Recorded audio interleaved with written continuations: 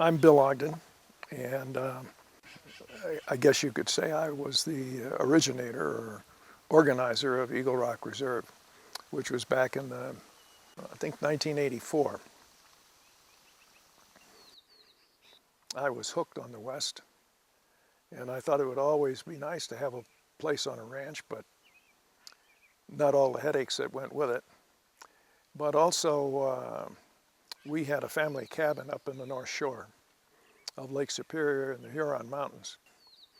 So I thought, gee, if we could use some of the concepts there and put something here together, because to the south of us, there are 17 million acres of public land that stretch all the way back into Yellowstone Park. And if you go out our south gate, you can go all the way, never cross a road until you get to Madison Junction. So I thought it would be wonderful if we had an interface, between what is essentially a wilderness area to the south and a rapidly growing urban area here.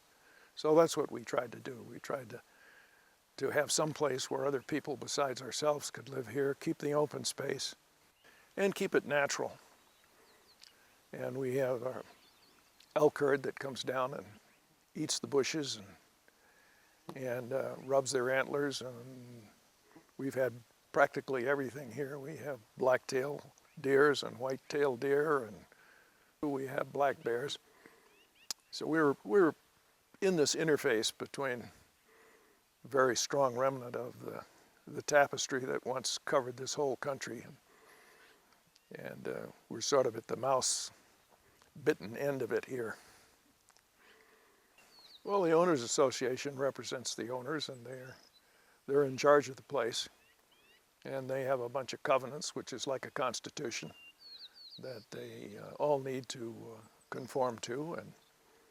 And the constitution can be changed, but it takes a supermajority to be able to do that. And we have a full-time manager here who takes care of the haying, and the haying's going on right now. This is sort of mid-July, and one of the great benefits of this place has been the wonderful people that have come to live here. So we've had, for the most part, very much like-minded community about their love of Montana, their love of the outdoors, their appreciation for open space, and their interest in keeping this in a harmonious way with the rest of the natural world around us.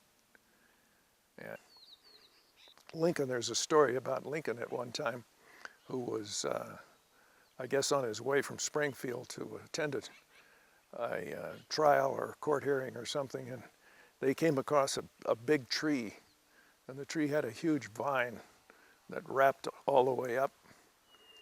And he said to his companion, he says, "Isn't it interesting?" He said, "Sometimes the very things that decorate it, kill it." And this big vine was choking the tree.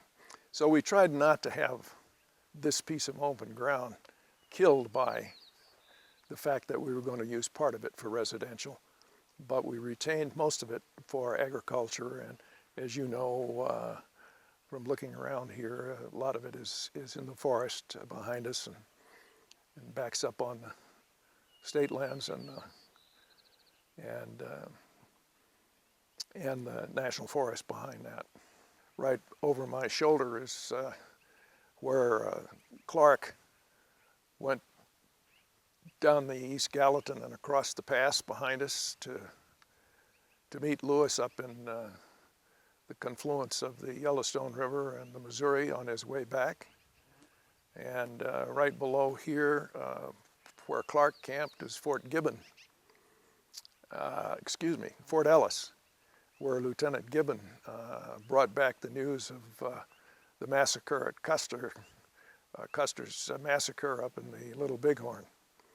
So this piece of ground that out just over my shoulder is sort of the beginning and the end of the opening of the West and the closing of the exploration of the West. So a lot of history here. and great place to be.